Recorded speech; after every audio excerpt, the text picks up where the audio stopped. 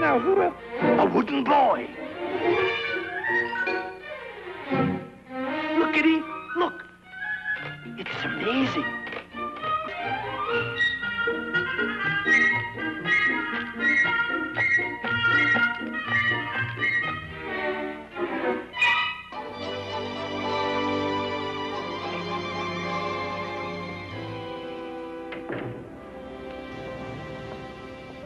Hello.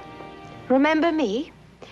I was that nice little girl in Pollyanna, and the terrible twins in The Parent Trap. And this was our house in That Darn Cat. And my name is Hayley Mills.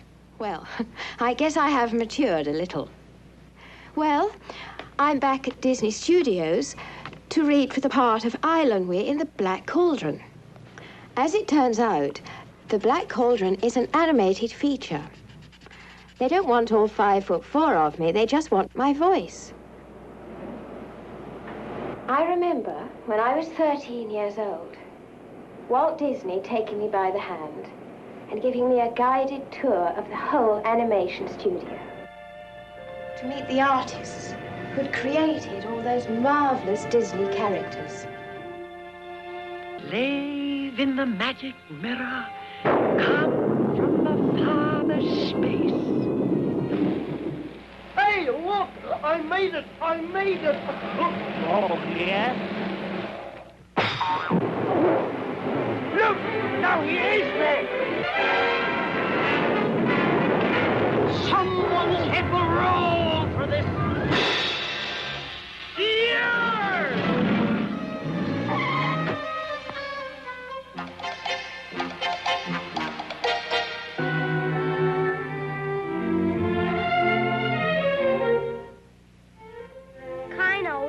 Isn't it?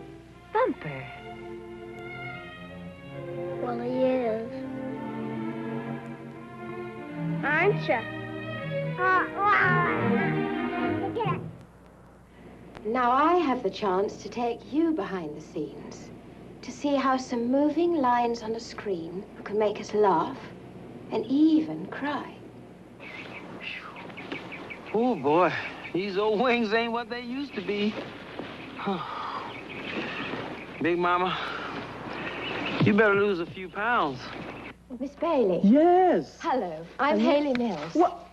Well, I'm Pearl. That's all I'm going to buy, Hayley. I'm going to be doing this same thing. And But you're going to sing my song. No, I'm not going to. I wouldn't dream of singing your song. I'm going to be reading for a voice, and it's the first time I've ever done it, and I must admit, I'm a little nervous. Stand over there, Hayley, and learn from Bailey. And let me show you how I became an owl. I was surprised to learn that the voice is recorded before the character is animated. Once Pearl Bailey was chosen for the role of Big Mama in The Fox and the Hound, she worked closely with director Art Stevens. You know, Pearl, as Big Mama, I feel that the sequence is entirely from your viewpoint. This is me? Right. Big Mama. Ah! I never thought I'd be an owl. Pearl makes a strong contribution to the development of the owl's character by making suggestions for music and character motivation. So we feel possibly a song from you for it. What do you think? Well, up here, it looks like they're the best of friends. Here, I can see it's even better. You know, Pearl, these little critters are innocent. They don't have any idea that they're supposed to be enemies. I see it right here now. This woman looks worried. Or rather, this owl looks worried. He won't ever change. I hope you're right, Todd.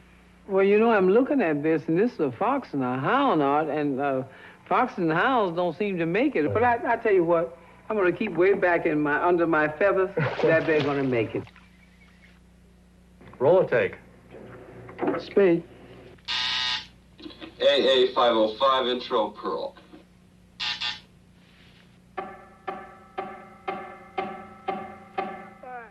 I'm a hound dog. Most of us are familiar with Pinocchio. However, this is how the wooden boy looked when he first arrived at the studio. Although this original concept changed, it was the starting point that inspired the storymen and helped the animators to envision Pinocchio. Someone has to be the first person to decide how a character is going to look. Come on, Copper. In The Fox and the Hound, the original designs were conceived by Mel Shaw. I'll first make sketches of the characters the way I see them so that they can be visualized by all the artists the same way. Four-legged animals seem to be difficult to animate. I will make a model such as this so that the animator can see this character from all angles, and it helps him to draw it and visualize it in animation. Then the next step would be to make sketches for the setting where all of this action is going to take place. I'm trying to build mood and feeling, a warm, summery feeling, and then something that was much more dramatic when the hound was running down the fox. And from this point, the stories themselves are put up on storyboards. Then we bring out the very definite, intricate personalities of the various characters. Observing the situation is Big Mama the owl, and she's watching this unusual friendship. Of course, animation wasn't always that sophisticated. The early cartoons were very crude and rough. Really, they were just glorified comic strips.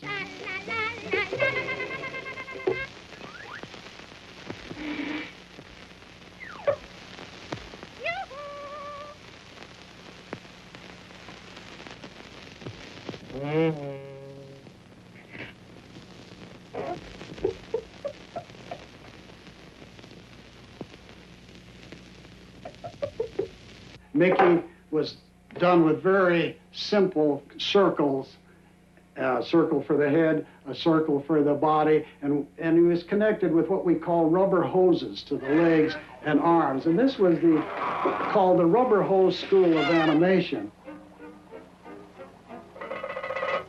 Here's the way Goofy looked. Everything was moving like a stretch in a rubber. Take Clarabelle Cow the same way.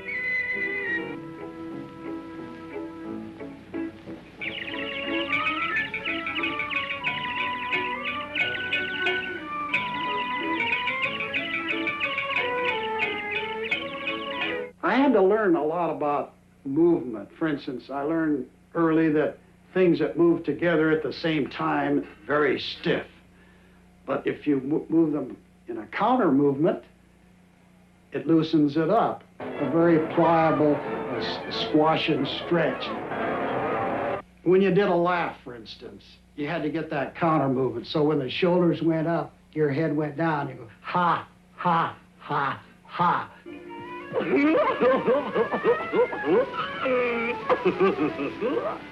Walt was always trying to make their characters pliable and have weight. When she walks out on the stage, Clara Cluck had to walk like she's heavy. And we try to get personality in the way we animated things. Now, the early animated films had very little acting in them because they were predominantly a series of gags. But still, occasionally you needed to know how a character was feeling for the gag to come off.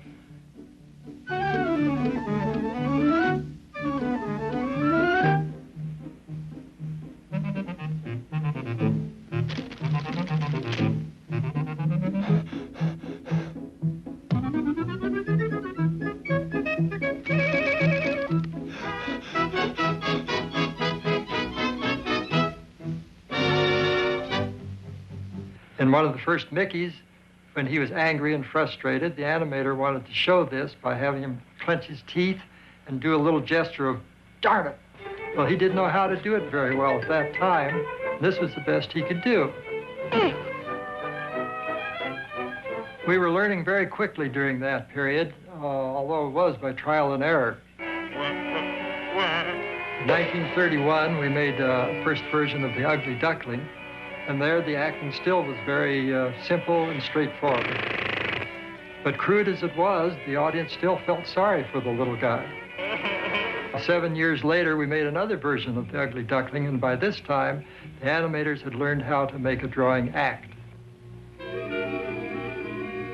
Those silly symphonies are a great place to experiment for all of us. and especially for Walt. He always had something new that he wanted to try.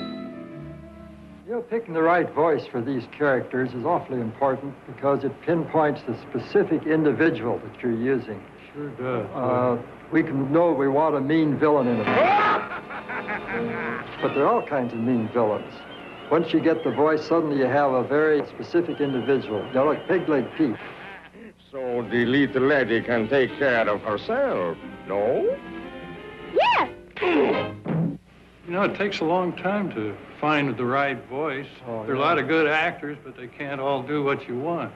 Yeah, it has to create an image in the animator's imagination. So we sure looked everywhere for voice, even into the field of opera.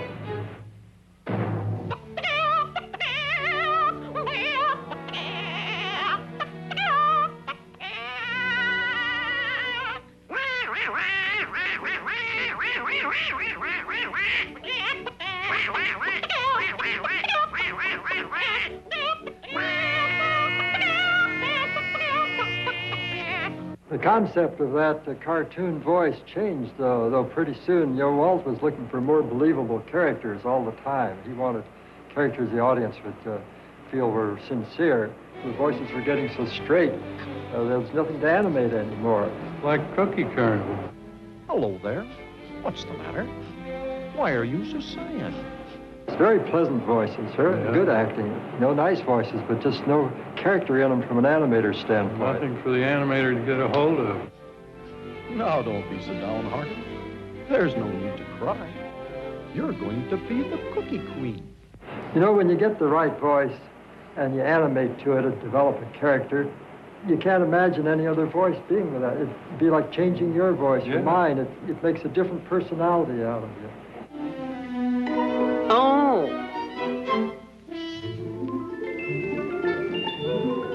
Please don't run away. I won't hurt you. I'm awfully sorry. I didn't mean to frighten you, but you don't know what I've been through. I'm so ashamed of the fuss I made. Oh! Please don't run away. I won't hurt you. I'm awfully sorry. I didn't mean to frighten you, but you don't know what I've been through. I'm so ashamed of the fuss I made. Whenever I see little children, I do little parts for them like, please don't run away. I won't hurt you. I'm awfully sorry. I didn't mean to frighten you. But you don't know what I've been through. And all because I was afraid. I'm so ashamed of the fuss I've made. What do you do when things go wrong? Oh, you sing a song. You know, I still remember almost all the lines. I guess I enjoy it. My father, Guido Casalotti, was a singing teacher here in Los Angeles at that time. And one day, one of the Walt Disney representatives called his studio and asked if he knew of a little girl who could sing and speak as a child would. And I was listening on the telephone upstairs. There was an extension. I said, Papa, how about me? And I said, Walt Disney was not in the room to hear my audition. What I found out later was that he was behind a screen in the same room but in the back. And he didn't want to see anyone who would be trying out. He felt that he would be very much influenced by their looks. Without our having any indication of what Walt was really thinking, because I don't believe Walt took many of his employees into that deep of confidence, he was planning to make an animated feature long before those of us who worked for him were aware of it. And one night he gave us 50 cents apiece, which was a lot of money, the equivalent of at least $10 now, to have a nice dinner and to come back to the studio where he related by himself the whole Snow White story. He acted all the parts. He even indicated the songs. He had the characters. Everything in this Snow White picture was completely developed in his own mind. We were also steamed up and so enthused for this project that it didn't really cross our minds to doubt that it could be done. In other words, if Walt felt that we could do it, we damn sight better find a way to do it.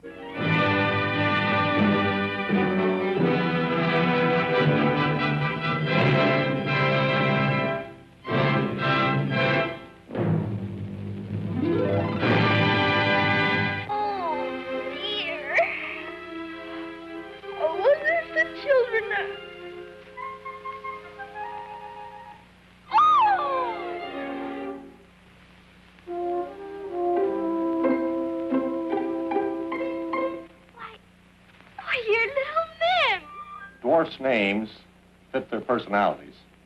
This pompous-looking individual is Doc, the self-appointed leader of the group.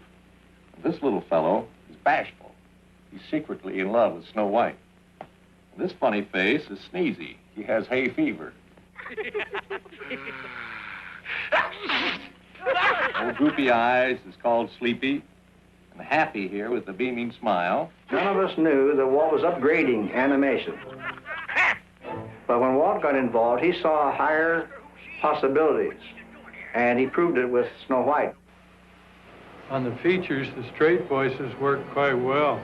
Everybody knows a dog's best friend is his human. Oh, come on now, fellas. Oh, you haven't fallen for that old line now, have you? What the world did I do with that magic wand? I was sure I... Wand? That's strange. I always... Why, then you must be... Your fairy godmother? Of course. Well, like Bambi's mother. She was charming and sweet. Very motherly. I think I'll call him Bambi. Bambi. Yep, I guess I'll do all right. Remember Thumper? He wasn't even in the picture when we started. Remember, they got in all these kids to try out the bunny voices. And the casting director said, now, see, this is when Bambi fell down. He's just learning to walk. He said, now, you say, what's the matter? And you say, what happened? And you say, did the young prince fall down? And you say, is he hurt?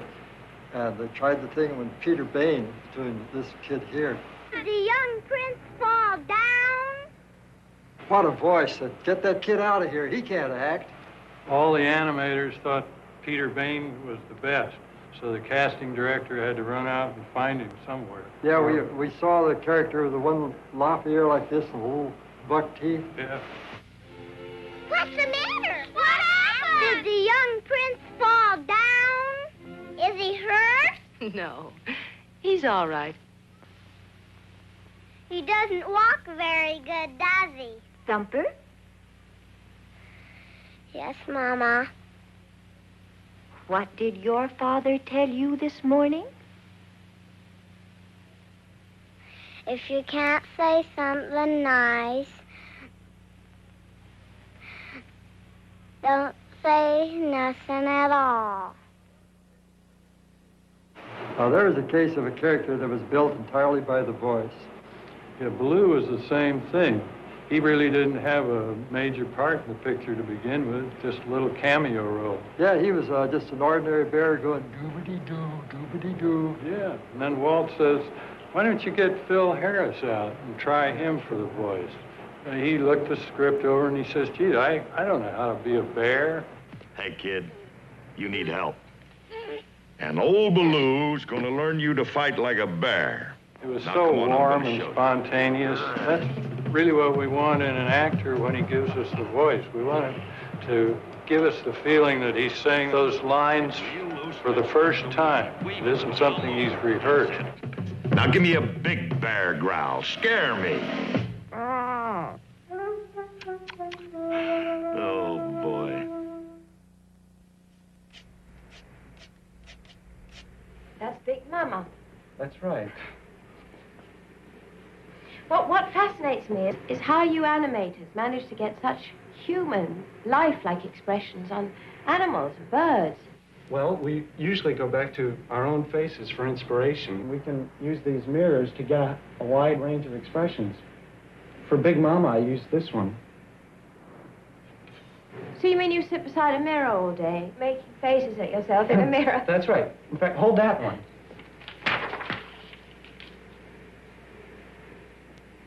It's very difficult to hold that one, you know. I know. Well, what do you think? It's very good. Well, in order to get the best kind of result on the screen, I think that we have found that we have to relate the character that we're interpreting with someone that we've either known personally or we have seen in pictures. In other words, we're looking for personality. Oh, Figaro. I forgot to open the window. Figaro, it was my 4-year-old nephew. This little kid was easily annoyed. The little tantrums he'd take. And these are the things that we tried to get into Figaro.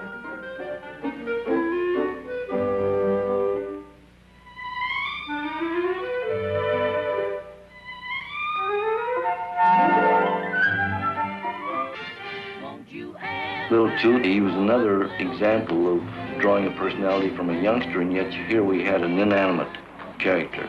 Of this fun, won't you ever throw up little too?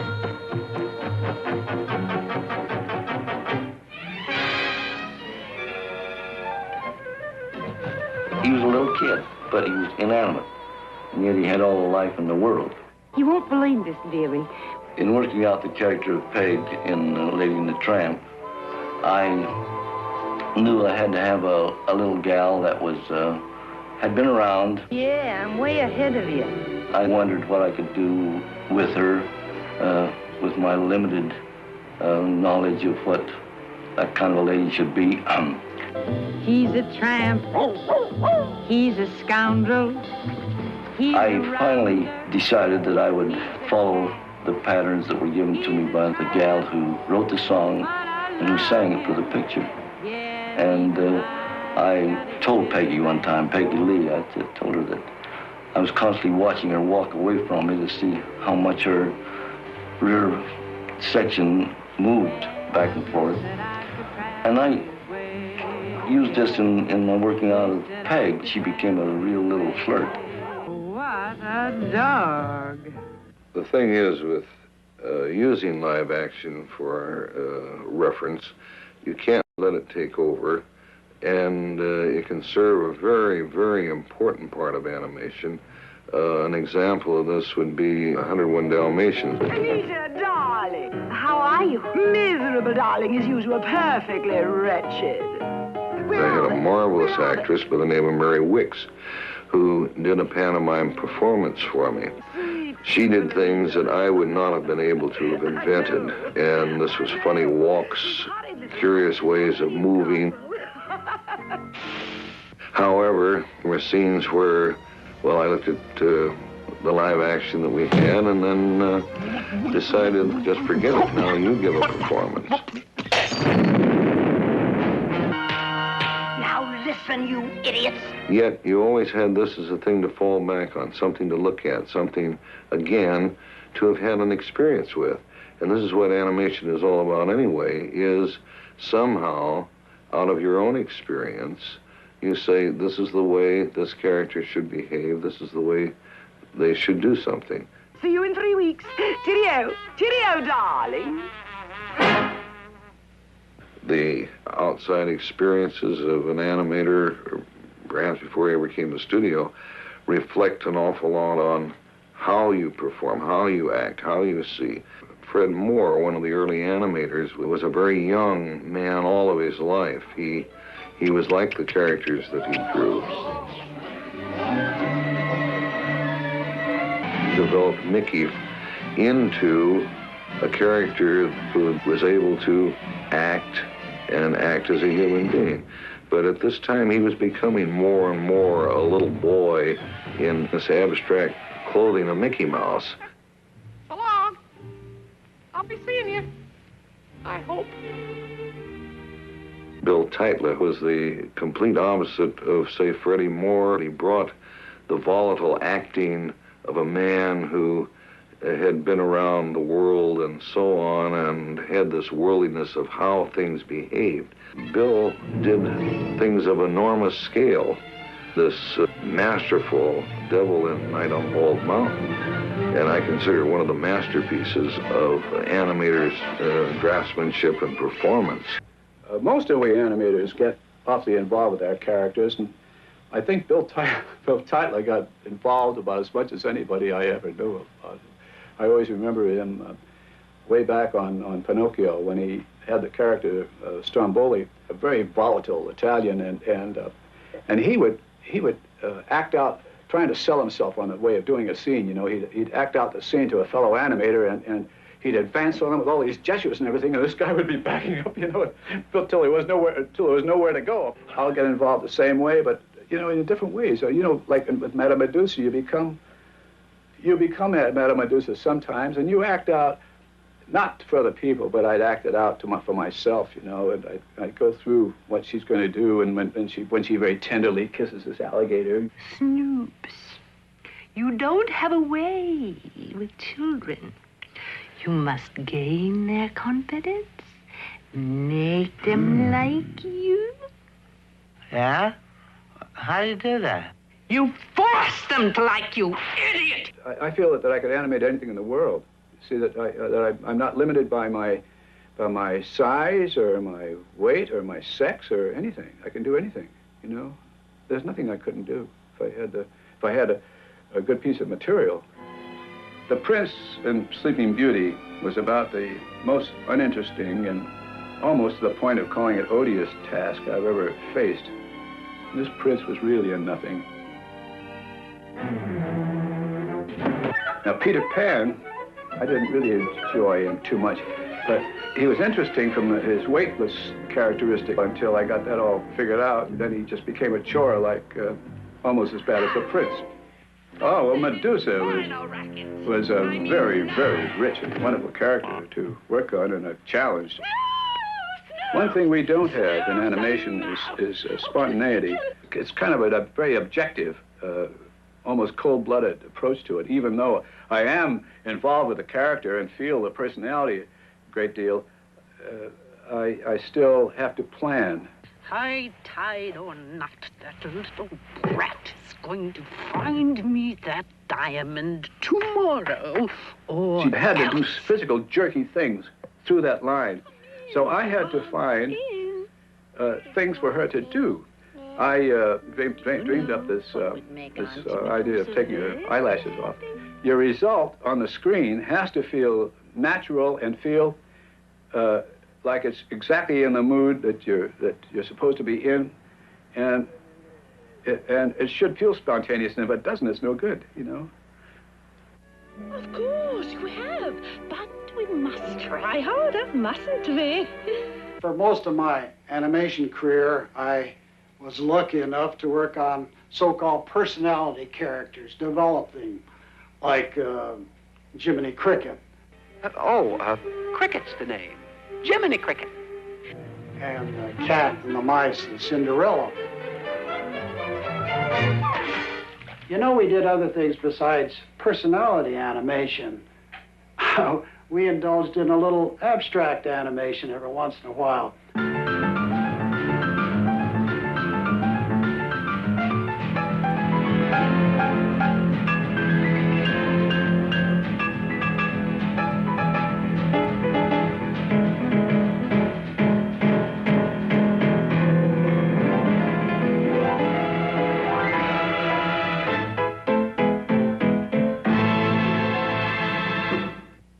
Examples where we deviated from the little cutesy pie bunnies looking out from behind a tree. There were other times where Walt used music and created a kind of an abstraction. The instruments that he brought to life and After You've Gone.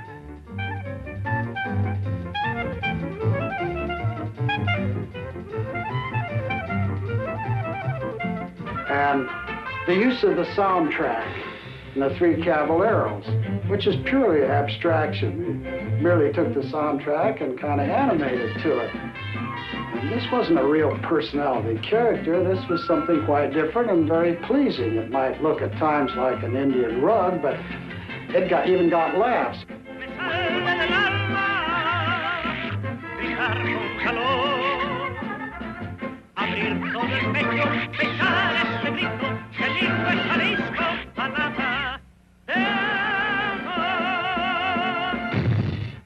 It's a great outlet for your imagination. You take that pencil and put it on the paper, and you can make anything happen.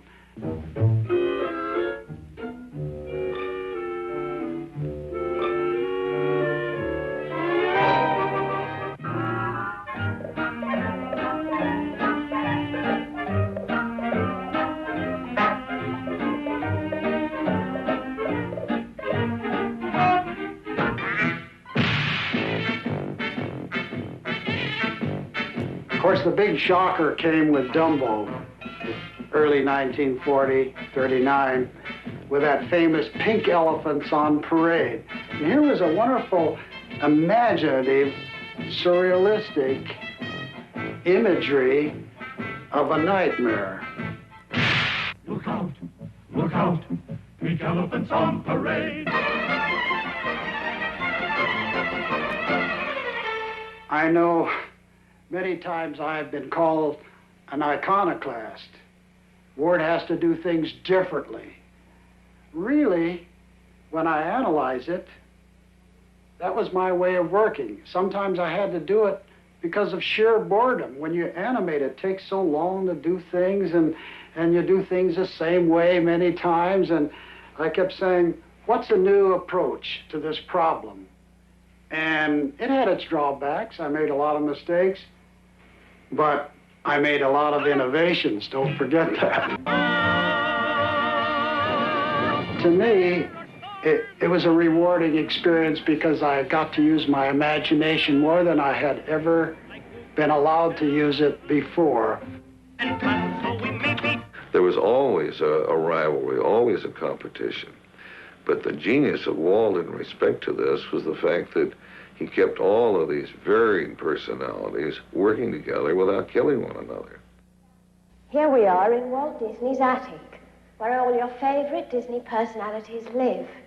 Ironically, it's called the morgue, but really it's alive with inspiration.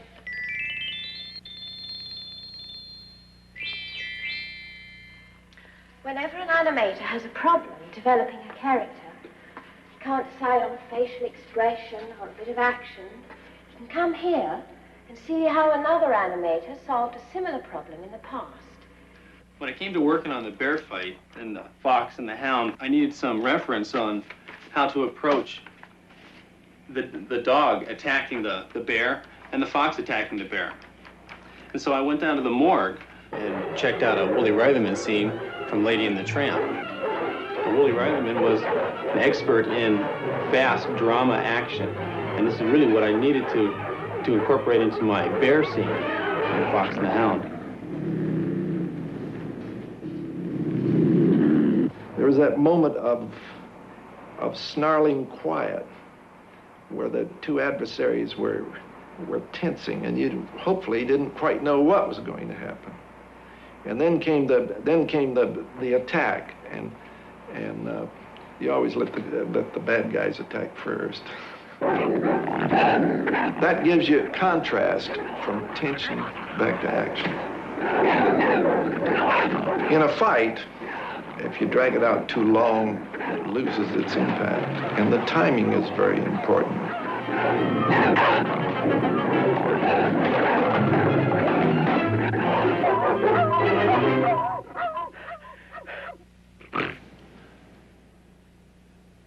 The thing that really stood out to me was the attitude of Tramp and him having to have to fight his way back to the top. And this was the feeling that I wanted to get in my own animation, where Todd and Copper were fighting the bear.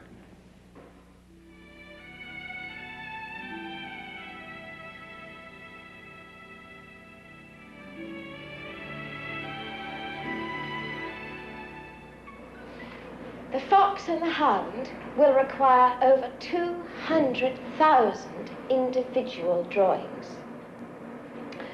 For the bear fight sequence, about 3 minutes of film, 8,000 drawings have been Xeroxed onto cells that will be hand-painted here in the ink and paint department. Each cell is painted on the reverse side, and every character is assigned a specific color. As you can see, it's meticulous and exacting work. When a sequence is completed in ink and paint, it comes here to the camera department to be photographed. Well, all 200,000 of them? All 200,000, one at a time. Put one down, take a picture of it, take it off, put the next one down, take a picture of it. Oh, I don't quite get that. Let me show you with Donald. I'll put Donald down here. Take a picture of him. Yes. Take it off, Put the next Donald down, take a picture of him. But this still doesn't move. Well, let me put Donald, the next one, down on top of him. Now, you see the difference between their feet? Yes. Just a slight bit of difference, but the camera picks that up. Oh. I still don't understand. Okay, remember the old flip books that you used to get in the Cracker Jack box? Yes. Where you'd flip them and you'd see each individual drawing. It looked like it was moving. Mm-hmm. Well, that's what we're doing basically. We're taking each one of those pictures individually, and when you see it on the screen, they move. Oh, I see. Do I? Yeah. I'll show you. I'll show you. Oh! Now look. First, my foot is up here. See? Uh-huh. Then, it's down here. Understand? I get it. Then this. Yes. And this. And that. See? Sure. When I'm going faster, I'm working. Get it? Thanks, Donald. Now I understand. I think.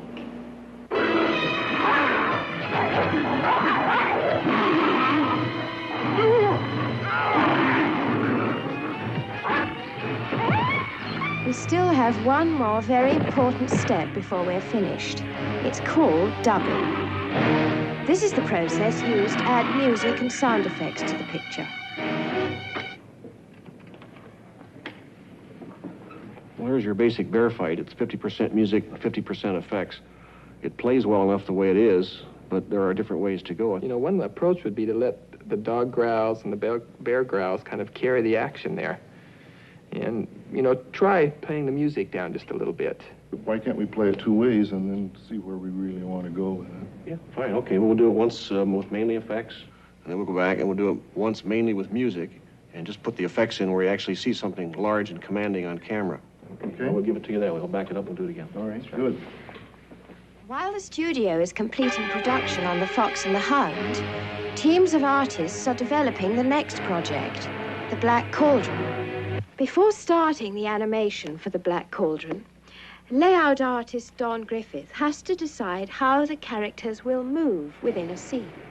Oh, the quick cuts are better, Art, because that'll give you excitement and it'll make the thing move. He functions like a camera, designing all the different angles, the close-ups and long shots that give the flat two-dimensional drawings a feeling of depth. Then, background artist Jim Coleman brings these layout drawings to life by creating a world for the characters to inhabit, a place for them to live and move in. By this stage, the story outline has been decided on, and here's where I come in. They're searching for the right voices for the various characters. So before reading for the part of Eilenwy, I met the men who created her, and they helped me to understand her. Well, she's a princess, but we think that she has characteristics that are going to make her different from the others that we've done in the past. And, well, you can see it here on the model. I can see that they're both the same girl, but it's like they're different aspects of the same girl. Yes, Eilenwy has a very spunky quality. But at the same time, she's very charming and very appealing. And she seems very sure of herself, too. Oh, yes. And she seems quite cross, as if she's ticking him off. That's right, right. So Eilenwy and Terran come from very, very different backgrounds. She's a princess, and he's a farm boy.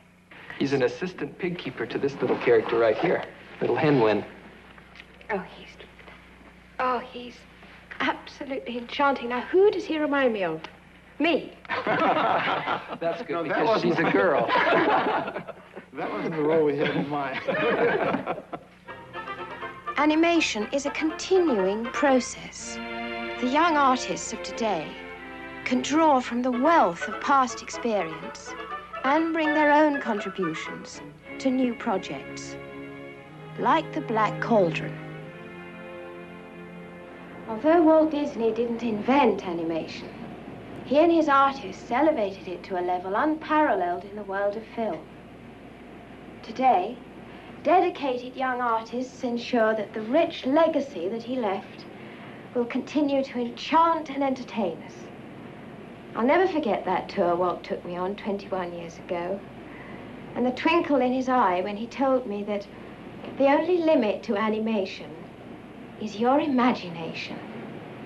After all, he said, how else can you see an elephant fly? I feed and feed about everything.